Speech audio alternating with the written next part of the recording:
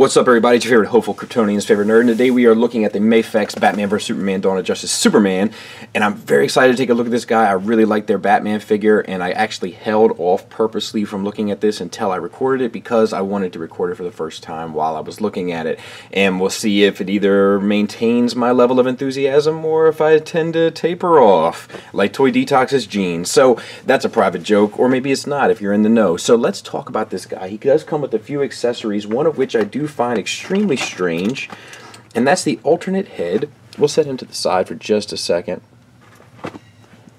And I find it weird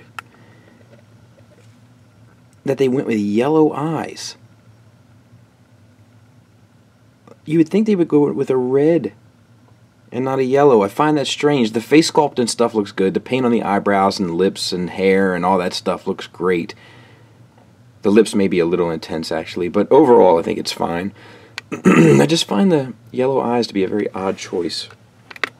And then, of course, like every other Japanese import figure, he comes with a slew of hands, which I am appreciative of. But they're just kind of variations of posing hands. So you have like a wide hand, and then you have like a bit more of a relaxed hand. And I kind of wish they would have done something like a pointing or, you know, something to just break it up a little bit, just because these are both fairly similar. But with those out of the way, let's talk about the figure. There's something wonky going on with the eyes here. I'm not sure if you can see, but they're not straight. Can you see that? It's subtle. Let's see if I can't hold them still. But there's something off about the eyes. Please let me know if you can see that. Please let me know I'm not going crazy. Okay, look, under the circumstances, from the outside looking in, I can see how it may look like I am in fact crazy. And then the eyebrows are a little intense. It's like he's on his way to a unibrow. But outside of that, I think the face sculpt looks pretty good. I do have a paint smudge on the side of the face, which is a bummer. Can you see that right by his eye? And but the hair sculpting and stuff like that looks good, and the paint is applied well. It's just there's something wrong with the eyes. I have some scuffs on the side of his face there too, because that's kind of a bummer. Double ball peg in the head to the neck, and then the neck is on a hinge, so you get all the, whoa now, oh no, it's a double ball peg in the neck also. Well, at least we got to the bottom of that. So all the way down to there, not the greatest. They probably should have gone with the hinge inside there, and then a grate up. So we'll talk about the paint detailings because they're kind of just similar throughout. You have this chrome blue finish, like a metallic, more so blue finish, and then the light blue, which is done pretty sharp, gets outside the lines a little bit here and there, but for the most part it's done extremely well in all the little accents in the suit. And then we have the gold applied as well, and that looks good as well. And then the red metallic paint on the boots, and that looks good. Red and yellow for the chest. It is very metallic, maybe too metallic one might say, but it's not hateful.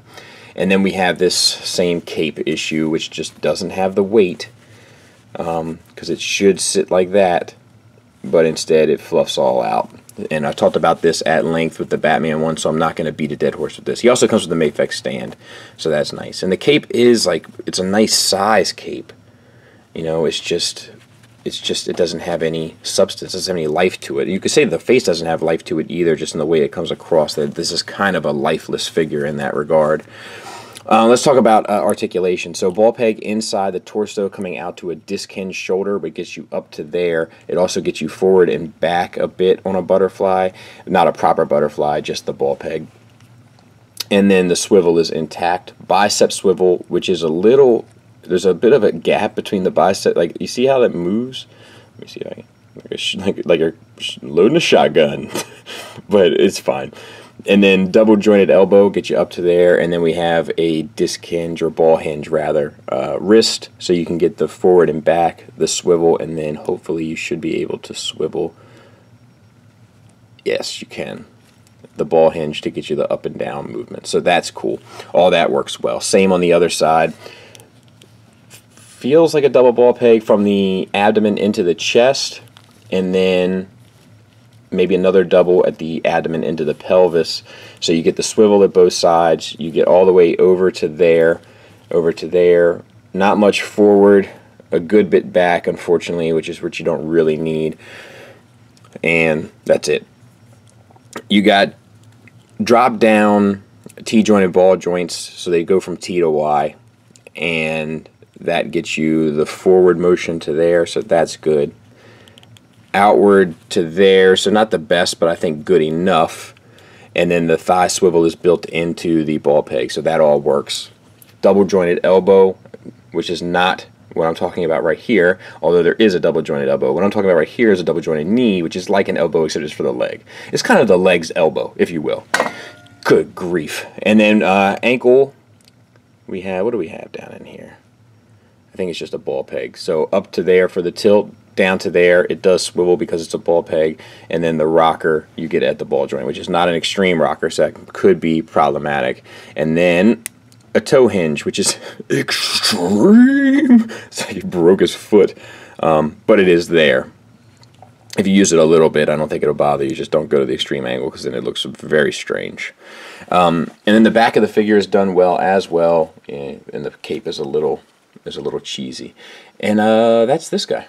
And there are the Super Friends together, size comparison wise. And maybe Superman is a little short, but ultimately I think it's fine. Final thoughts wise, I will say I cracked the stand, inserting the plug into the stand, like the stand just cracked. If you can see, I'm not sure that you can.